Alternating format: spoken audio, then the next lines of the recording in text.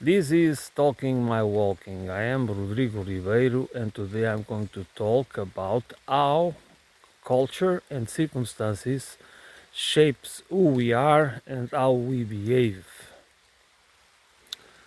This subject is uh, is one of my its favorites. I could say that, but it's because I believe it is of the utmost importance. It is that we because it's a blind spot. Okay, we we do not really understand for the most part how deep, how pervasive, how overwhelming circumstances and culture shape who we are and and our behavior as well. Um, and But culture, as we can understand, culture is many things. Culture is many many variables that come together in different ways in different times of our lives. That's why we do not the way we are affected by culture and by circumstances is not only different from is not different from our among us, but there is always a common reference. Okay, if you are part of a culture, you will always have express have your behavior will always express that culture and the values and principles and norms that are present in the patterns, in the cultural patterns that identify our particular culture and civilization.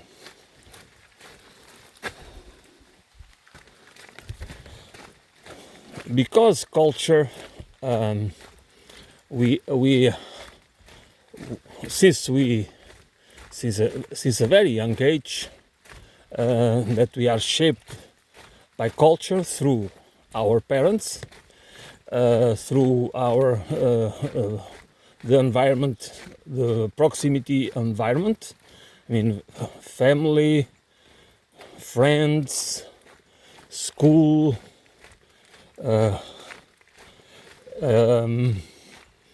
everything that we are in touch with, that we inside in modern times, we are from a very early age exposed to cultural to culture through through mediums, through the television and now through the internet. So we are being shaped, we are being instrumentalized and indoctrinated through a medium that is that can be controlled, that is controlled by external, not by our family, not by the circumstances, the circumstances of of our direct environment, but shaped by people that want to make money and also want to shape our behavior and our understanding of ourselves. And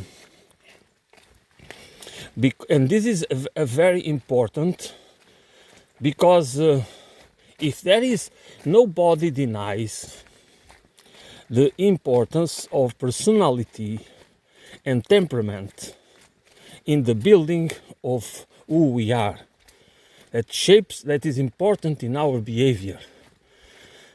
If we are, our frustrations and our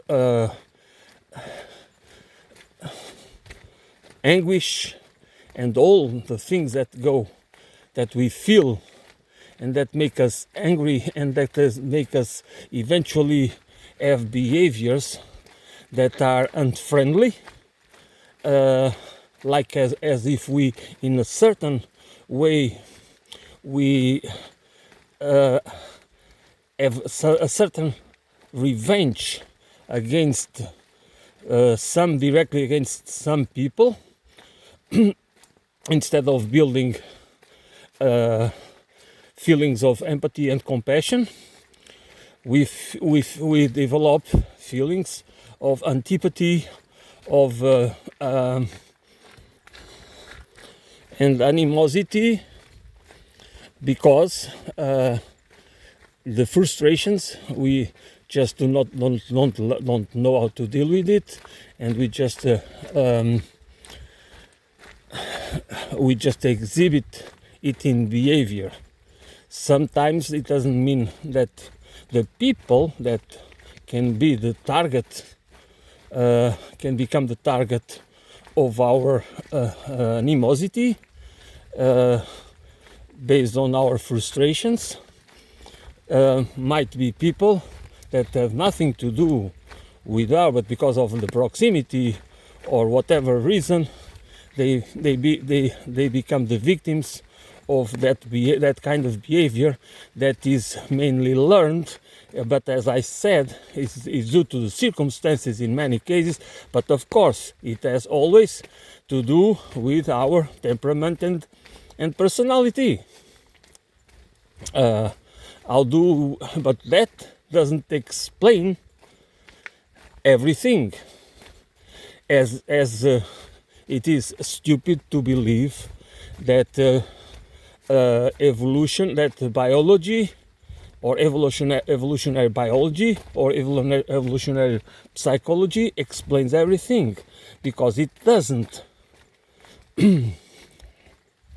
It's very important, and it's not.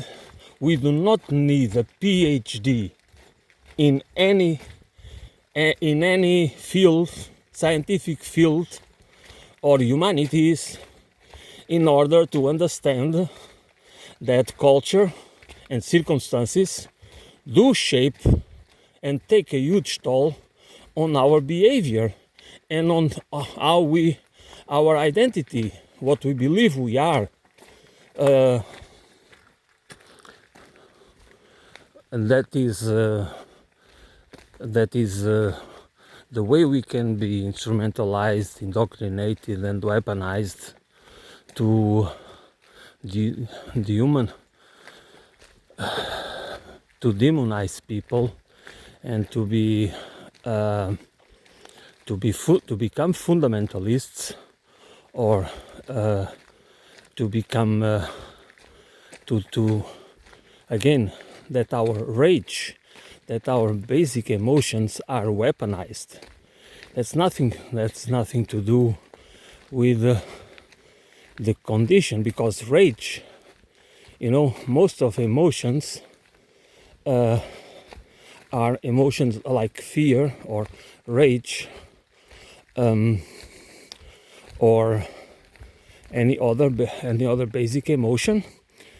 They are supposed to be felt in certain circumstances, not to be part of directed and weaponized against anybody or anything.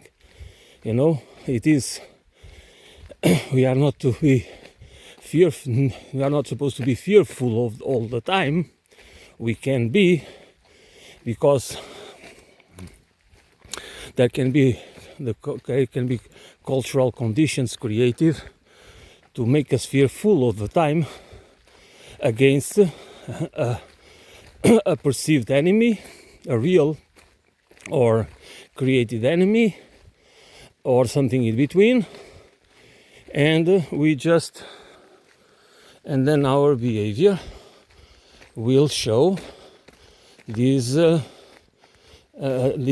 tendencies that they are not natural, and of course they will be reinforced, and some of us, in part of us, because of our idiosyncratic features, personality and temperament features. So this is then we can become a tool in the hands of be manipulated by other people, and that's exactly what happens in many circumstances. That's why we cannot. That's why culture is very important, because culture is natural. It's the natural result of our ability to create these artificial environments and these artificial symbolic narratives that help us to understand and make cohesive groups, cultural groups with an identity and the language that we share together as social beings, and that supposedly should be a shared power and an economy of reciprocity economy, but it can be weaponized by people that do not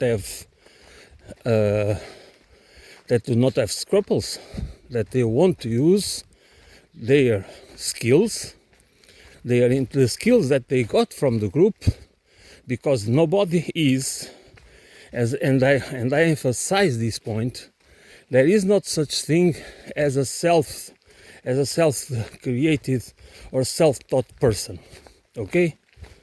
What we are, it's always bits and pieces of other people's knowledge and experience, for the good and for the bad. Okay? Because before we become independent, and that means before we can survive by our own means, and even after that, there are many skills and that are acquired from social interaction. They do not. It doesn't mean that, of course, we have our combination of variables, biological, neurological,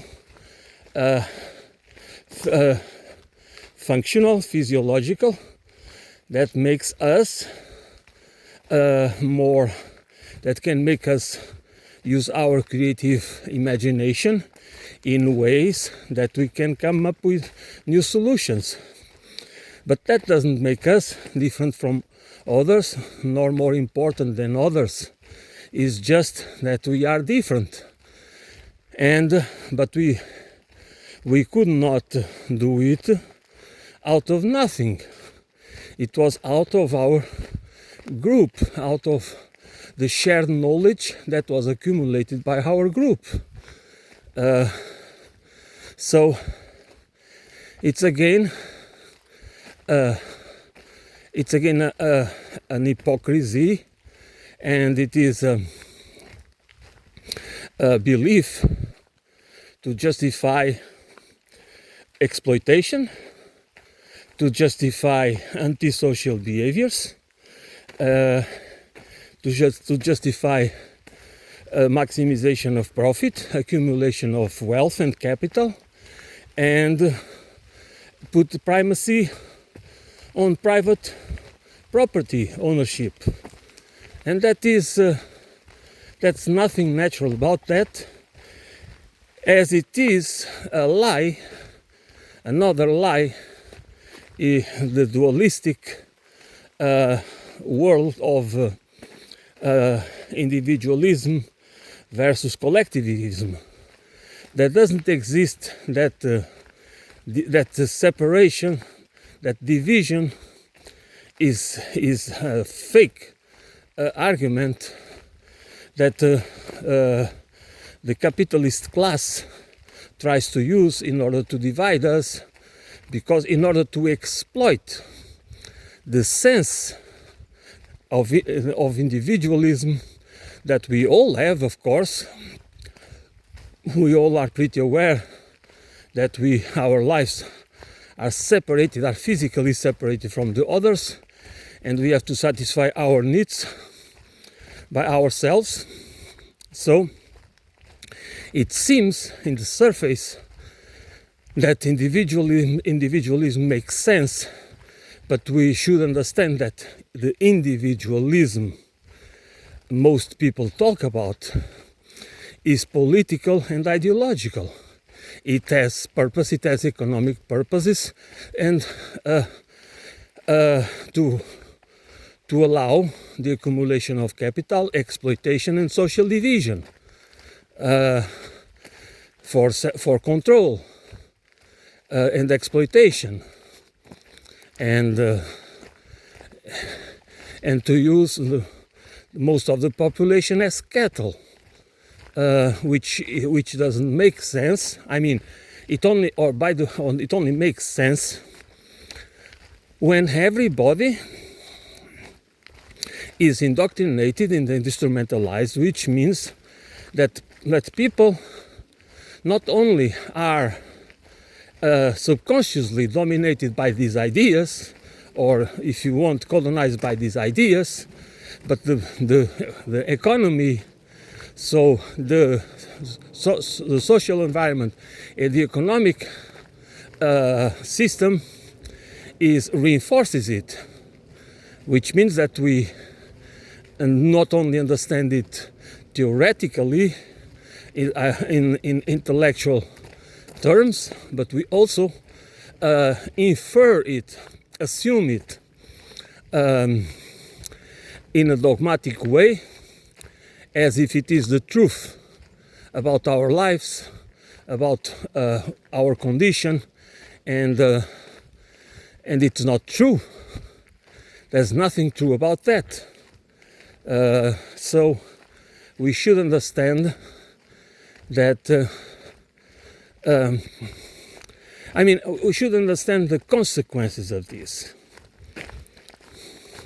because this is not about that it doesn't have consequences, this is how life is, blah blah. No, it does have huge consequences, and the way the world is organized and how disruptive, we live in a criminal order, okay?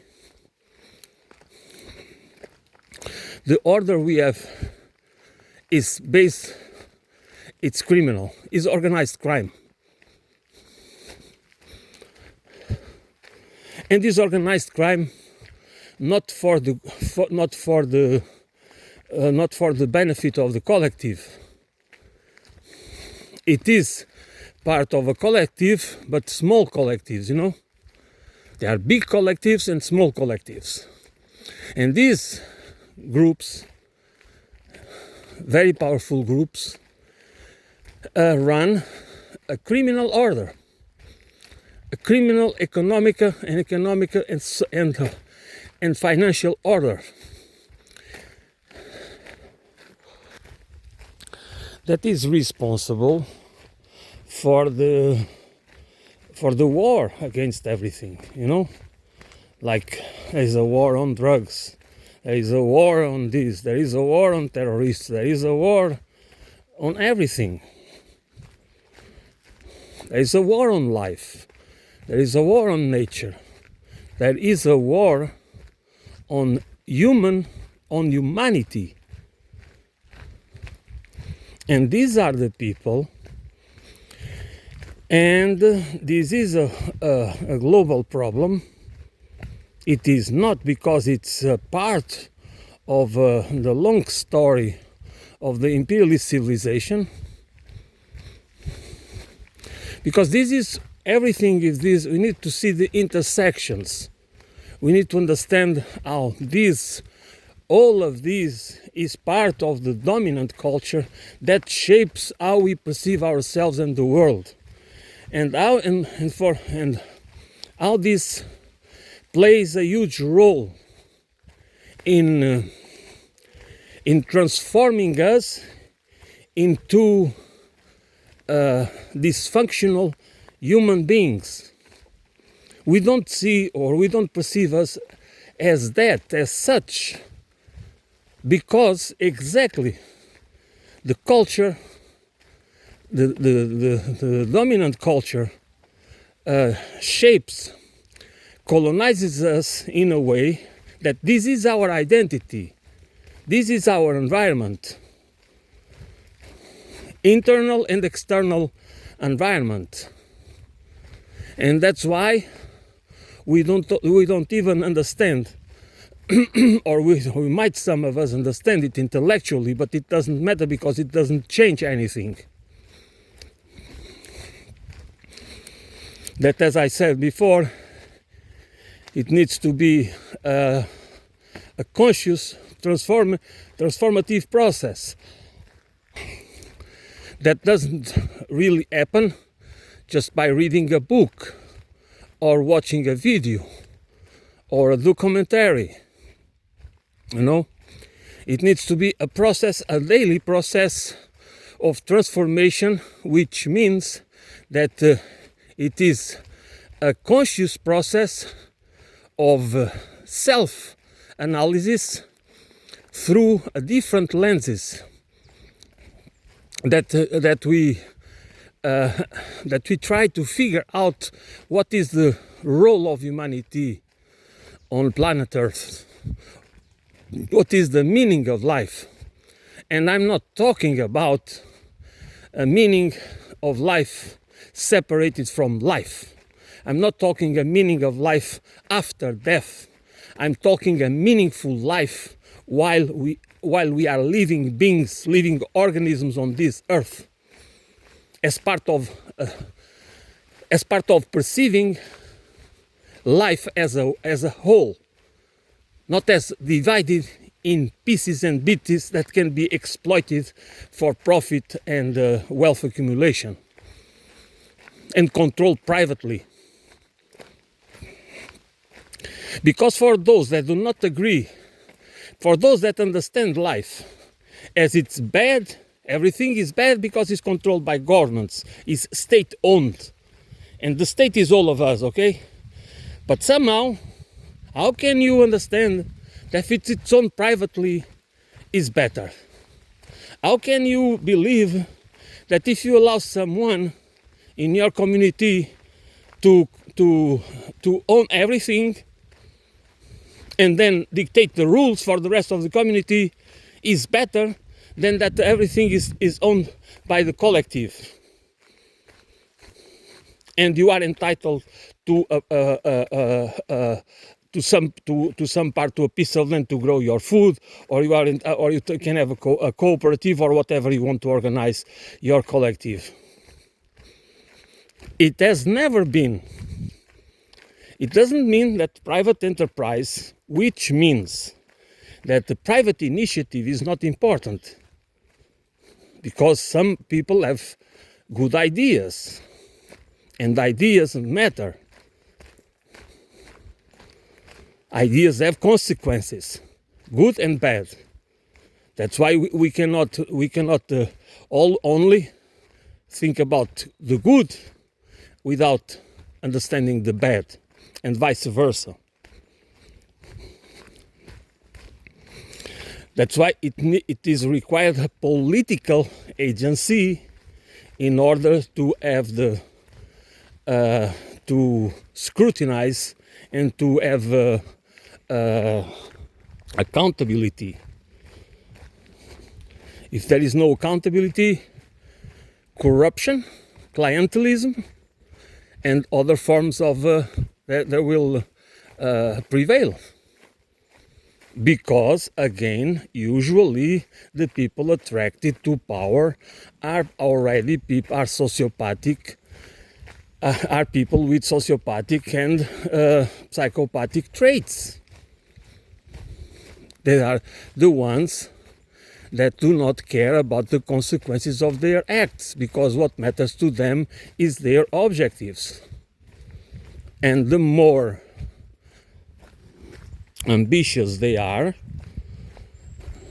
the more megalomaniac they are, the worse for all of us. And by all of us, I include all forms of life and nature and everything. Because then everything just becomes resources, human resources, natural resources, and raw materials to be transformed. But they don't. The reason why this type of economy is very successful, it is because it really transforms us into criminals. Yes, everything is almost is allowed. Almost everything is allowed if it is under the umbrella of innovation, entrepreneurship.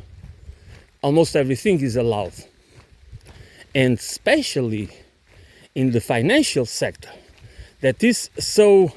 For many people, do not understand that the banking and financial system, it is a cancer. It is the cancer of the economy that has been transformed into, that has been metastasized all in every field of the economy. I mean, in nature itself. And then we are being trained, which means that we are being instrumentalized to perceive these services as part of the solution for an ecological civilization.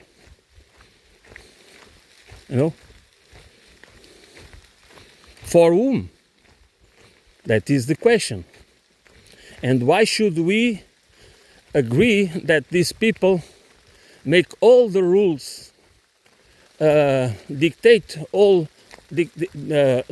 the rules, make the laws, and we are just supposed to obey because we are stupid, because then we don't understand these complex systems.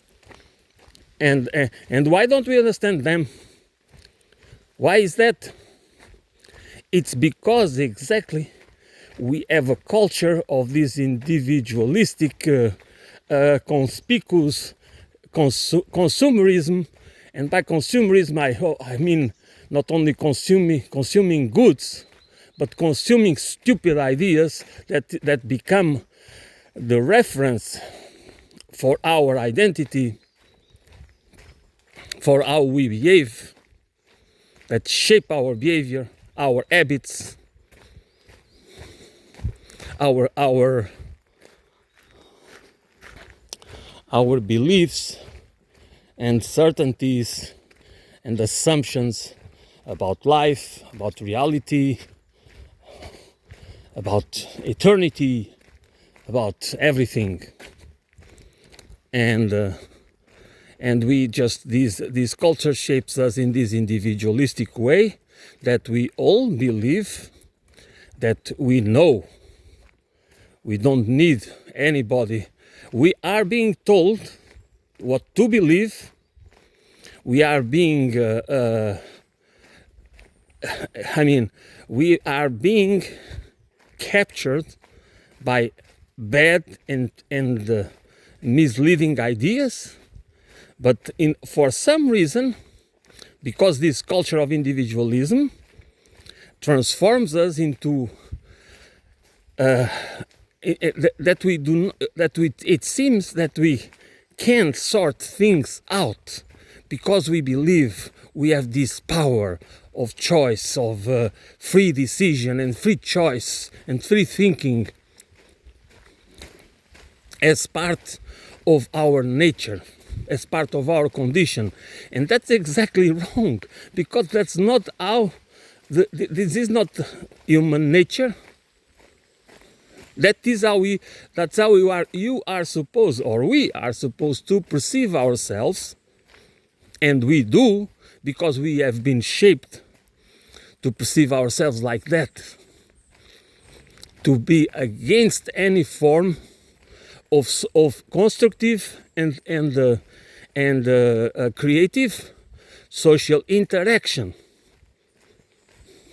Our social interaction is commodified, has been commodified, and based on social division, on labor division, on class war, top-down class war. For most of us, this is a blind spot. We don't see it. We don't feel it. Because we are allowed to believe, doesn't matter what. I mean, we are free. We are not, and of course, we can believe a lot of things, but most of what we believe just confirm the rule, which means that is based on the idea that we have these individualistic freedoms, and we are this individualistic being, that collectivism is bad, as if, nobody wants, everybody understands that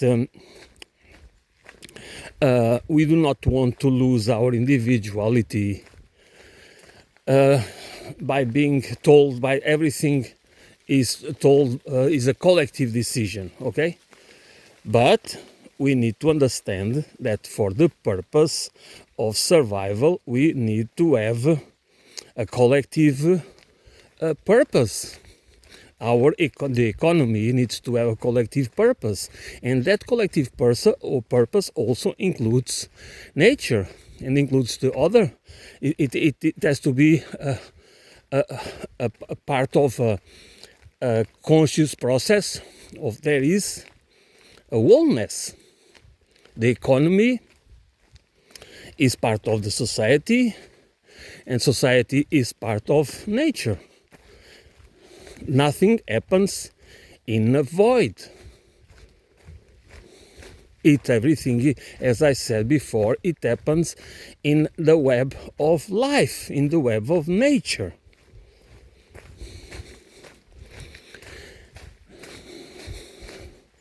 And we should not, and it is already, I just think there is so much hubris in our culture that we see ourselves as the masters of the universe, not even anymore the masters of the planet Earth, but we see our role. We don't see it like that. There are people that try to convince us that it is our role, that we need to expand. This is exactly the imperialistic civilization, and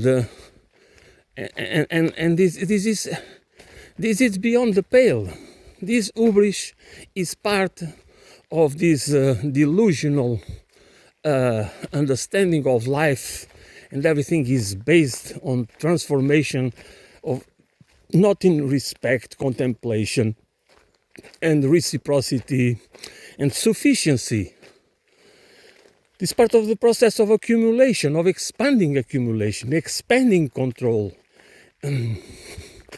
expanding private ownership. Of course, there are people in our world that would be happy to control everything. And this is the ones that shape our reality, that shape our culture. And then, by doing it, they have the power to transform ourselves. And we just believe that we are like this and like that as part of our condition, normal condition, not because of the consequences, the culture and the consequences of a system that shapes our behavior and shapes who we are, how we perceive ourselves.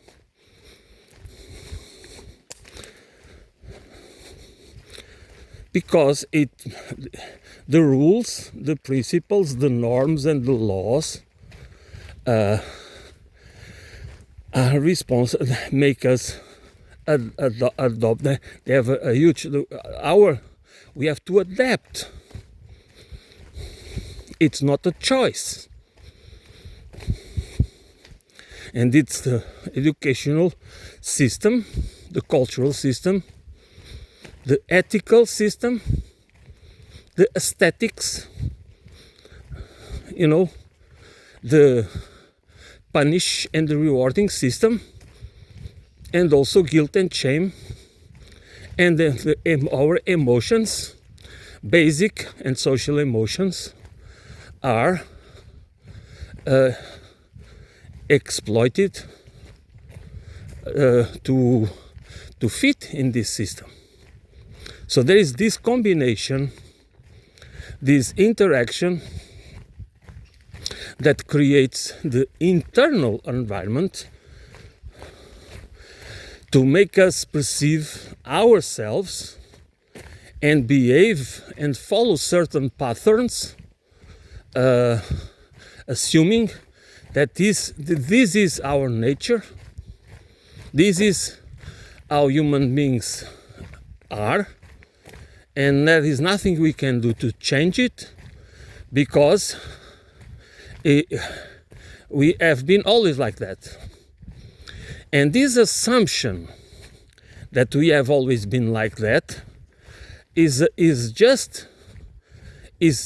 not true for sure. But even if it was true, it doesn't mean that we, to this point where we accumulated knowledge and experience, and we share basically a common a global civilization.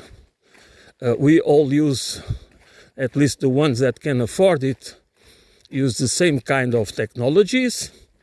We share a lot of basic knowledge and experience, and the way we work, the way our economies are organized. So what I want to say is that we have a worldwide culture based on an economic system that makes us more close to each other. And we know what we know now in many fields allows us to reflect on our condition, and we can and could, because I do not agree. I mean, I have to say it again and again because it's really a bad statement. That humanity is, I do not remember the right word, is outdated. That Bill Rees, right now I don't remember the right expression, but it means that humanity is not able to cope with the complexity of the modern times and blah blah blah. I don't agree with that. It is not true.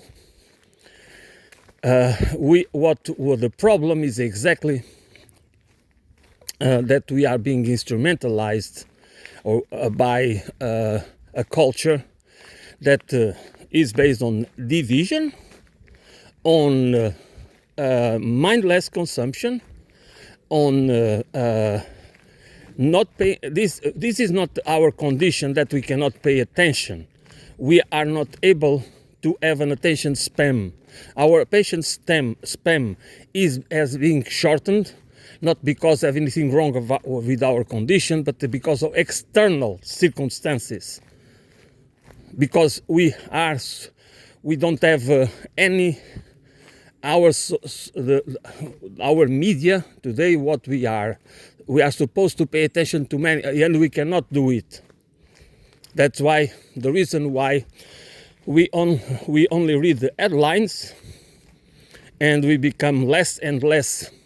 I mean, we have a shallow understanding of the problems instead of having acquiring more context and understanding the linkage, how things are interconnected.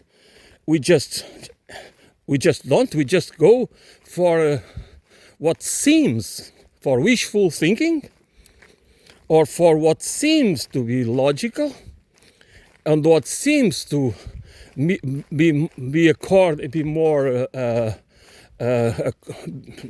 to fit our desires or belief systems or whatever. And then we do not have, of course, we cannot, there is too much information, and then we are not trained, and we are not, we do not receive the training that would make us, transform us into critical thinkers by training our conscious transformative process of ourselves, that we have more control over ourselves. Where do we pay our attention, and why it matters, and to be more skillful in detecting logical fallacies and so many other tricks, rhetorical and demagoguery, and many other tricks that are used to instrumentalize and colonize our minds. And that is, nothing of that is casual. There is always an intention. As ideas have consequences, and lies also have consequences. And lies, the purpose of lies is always for control. There is no other reason. For political and cultural lies, but for control, for social control, for the control of economic resources, for the economy, for the accumulation of wealth by the few, and for the private control of the meanings of production, and especially the financial resources and assets, because they are very useful weapons and tools for social control. And at the international level, geopolitical and geoeconomic and geostrategical level, they are the tools for control also. To keep most countries in debt, in a permanent in debt enslavement that don't allow any form of sovereign development. And this is a system that as its base is the imperialistic civilizational paradigm that we all believe that is the default paradigm, and we also believe and assume that it is like that because it's due to the default human condition, default features of the human condition, and that is false. That's not correct. But we do not reflect these issues, and we not discuss it, and we not come together, because exactly it is part of the problem. The culture of division, this culture of war and conflict that is waged against us, against nature, against life, against everything. For what? For wealth accumulation and private control by the few. And we just assume there is no other way. There is Tina. There is no alternative. And where is the where does freedom, the concept of freedom, the concept of autonomy, the concept of sovereignty, cooperation, the reciprocity, doesn't is part of the human condition? Can we build a society and a civilization and an economy based on that or not? This is not. We live in a dystopian world, and we believe that what I'm saying now, that we should be focused, is utopian. But we can adapt to a dystopian and dysfunction order that will destroy life on this planet, but somehow we accept it as the reality, the order that cannot be challenged. We do not understand the criminality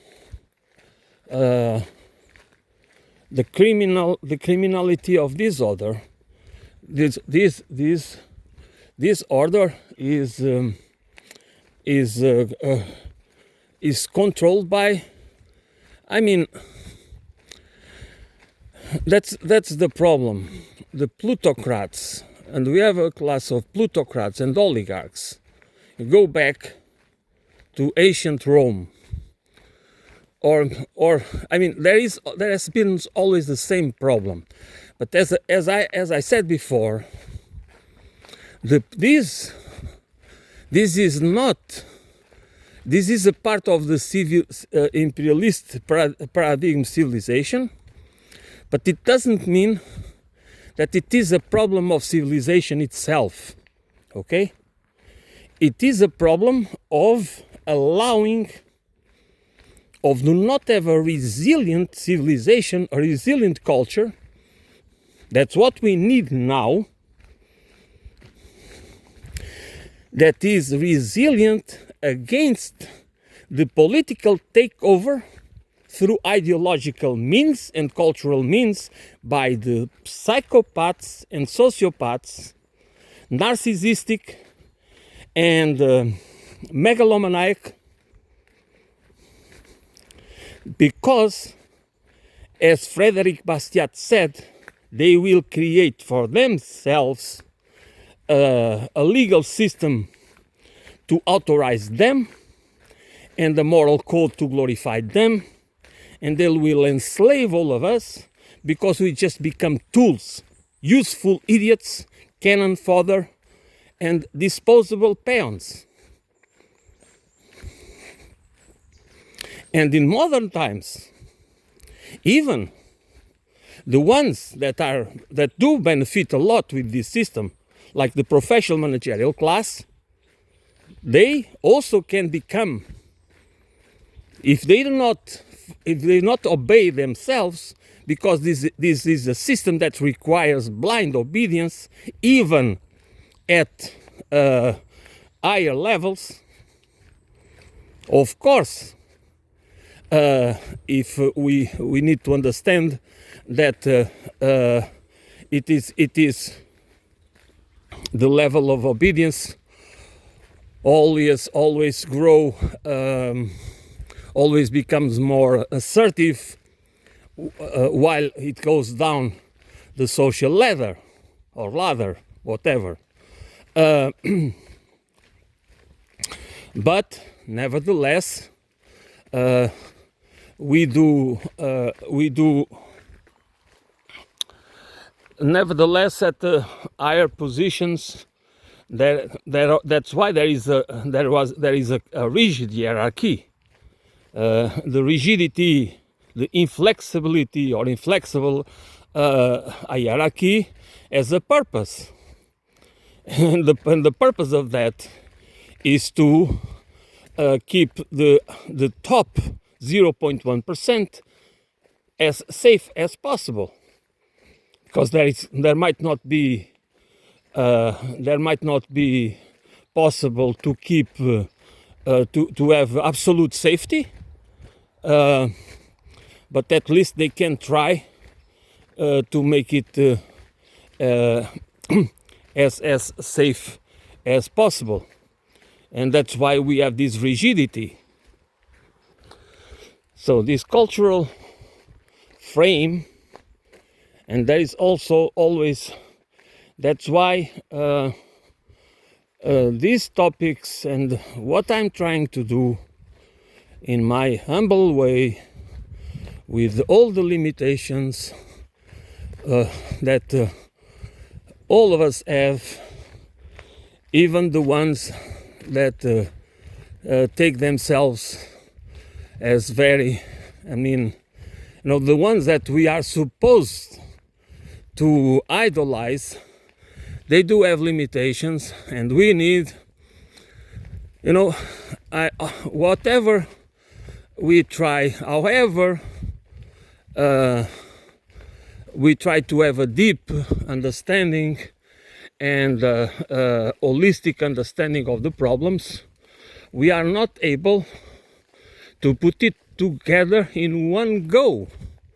So if what I'm trying to put together today, I know that I'm missing, I'm aware of that, because it's not possible to remember all the details and all the features of this complex issue that has a huge, that is responsible for what we believe and how we believe, and how our behavior and identity is shaped, and how important it is in everything in life, from the basic survival activities to the deep intellectual endeavors. It is everything is interconnected, and that's why we cannot understand culture as separated from politics, from arts, from ethics, from aesthetics, from economics, and from societal systems and civilizational paradigms. Culture is culture is, I would not say that culture is the result of it, but culture is in most part shaped by those who have the tools and the means and the knowledge, of course, to design and create the rules, the laws, to shape the habits and everything that is responsible for our for how we perceive ourselves in the world. And of course, that's the base of how we relate to each other and how we relate to nature.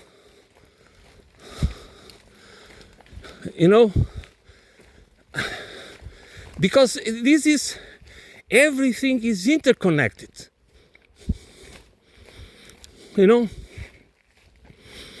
Human culture is part of the web of nature. It is not it's part of the web of life. it's not the master of anything. And this is a problem where also the religious systems, especially these monotheistic religious systems that put humankind or a male god at the center of the universe, and that everything is as the king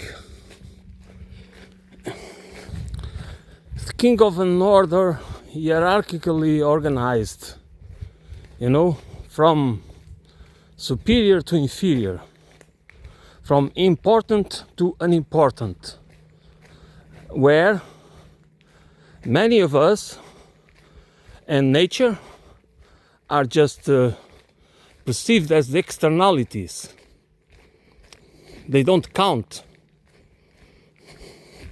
And this is and the entitlement and the idea of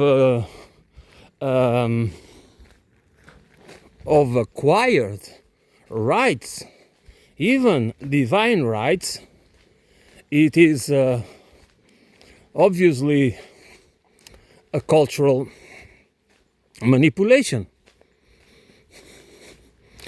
And the important thing is the mechanism through which, and this is we need to understand it because that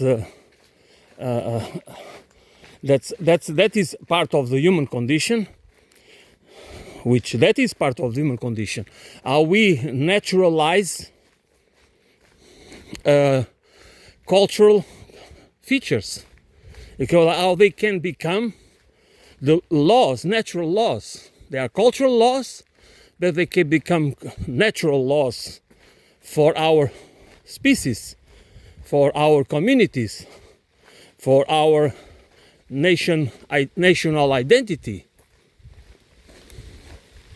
And that is important to understand, that this is how how people can be controlled from top down through narratives that propagate ideas about nature, life, humanity, individual and collective identity as dogmas that cannot be discussed in spite of being the rules, in spite of being giving the norms, the rules that are responsible for what is allowed, for our role, for the roles and functions of individuals as part of the collective. So these dogmas are ideological.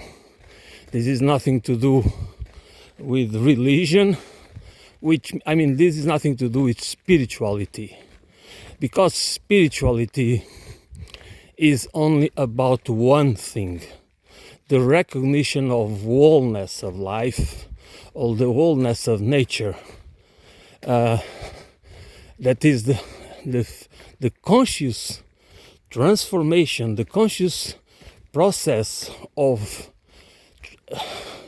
a transformative process that we intentionally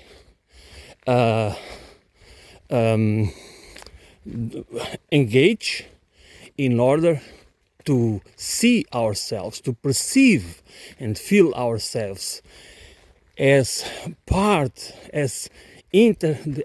of an interdependent reality, where there is no superior or inferior, there is no up or down, there is only life, and nature. Okay? Even if you want to put it in the larger scheme as part of the universe or whatever. So this is spirituality. When you have a system, as this religion, these religious realities that they are economic, ideological, and cultural and political entities, which means it is about power, it is about control, it's not about freedom, it's not about spiritual development. It is about control and power. That's what it is. And that's why it is important for them to have a structure, a hierarchical structure, because that hierarchical structure is the way to create accomplices, to build a web of complicity. You know, where people despise, where people in general are supposed to despise the ones below them and to idolize and glorify the ones that are above them. And this is part of a blind spot. This is part of the deep culture that runs on our subconscious minds. And in many cultures and circumstances, the human nature and condition is severely damaged, which means that there is a process of cumulative frustrations that can change our behavior for worse, and because that's not because we are bad people and we are not good people or bad people. That's what we are by nature. That's what we can be. That we might not be. Some of us might not develop empathic and compassion, empathy and compassion, and the need to cooperate and to build reciprocal relations and created and constructive relations with others, and feel part of and therefore those people are they are the ones that naturally can do a lot of damage to communities and groups and nations. But besides that, we all are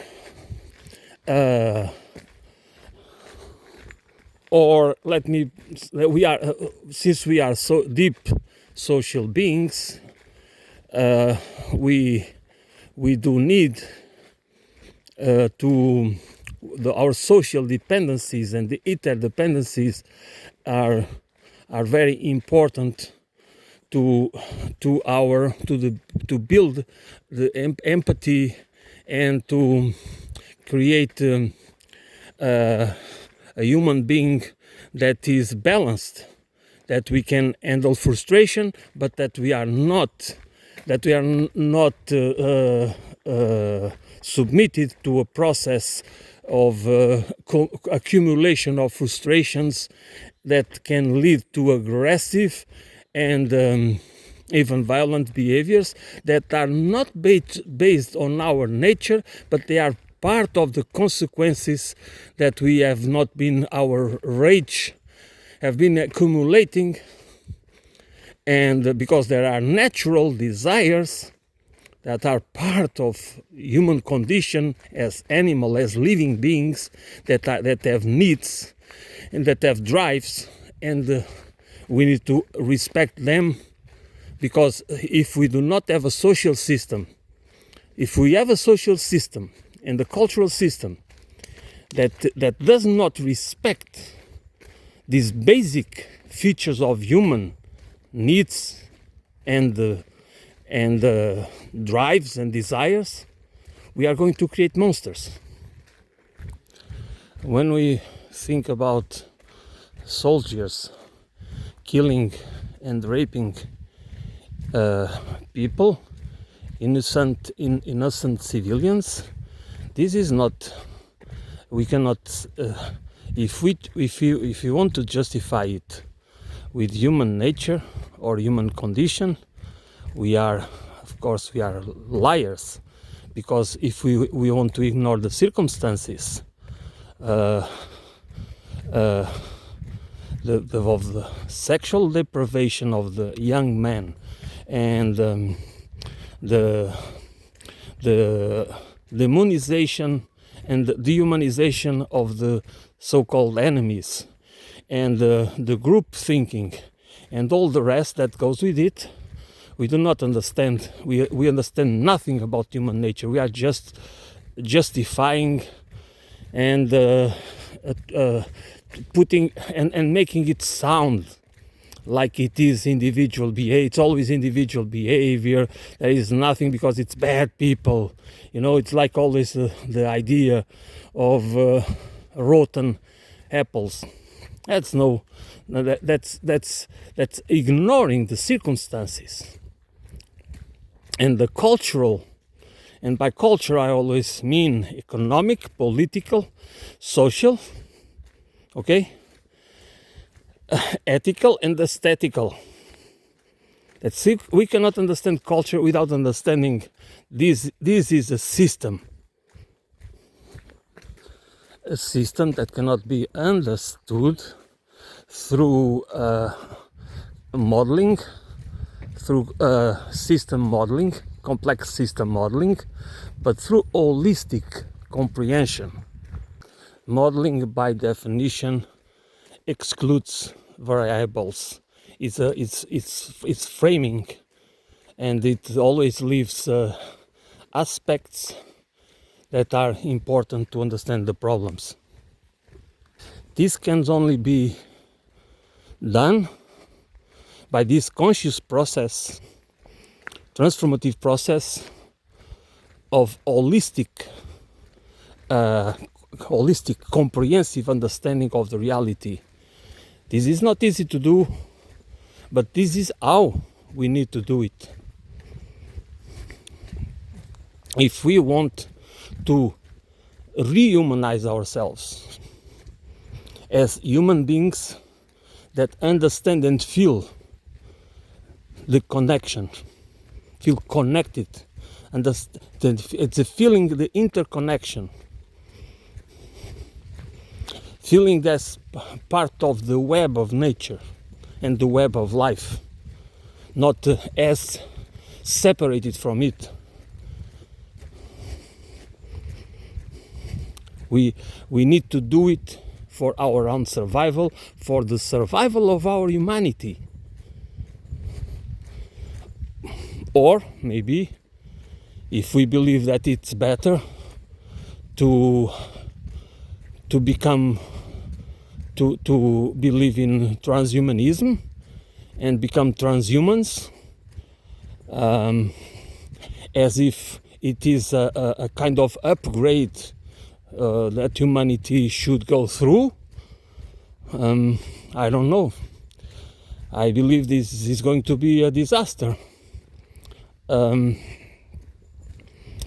It doesn't mean that it can have again. There are positive aspects about it, but we need to understand it as always in a comprehensive way, and that's what we lack in our societies. That's what we lack in this imperialistic imperialistic paradigm civilization. Okay, this is going to be all for today. Thanks for listening. As you can understand, this is a never-ending subject topic. So I will it will come. I will come back to it in another opportunity. Thanks for listening.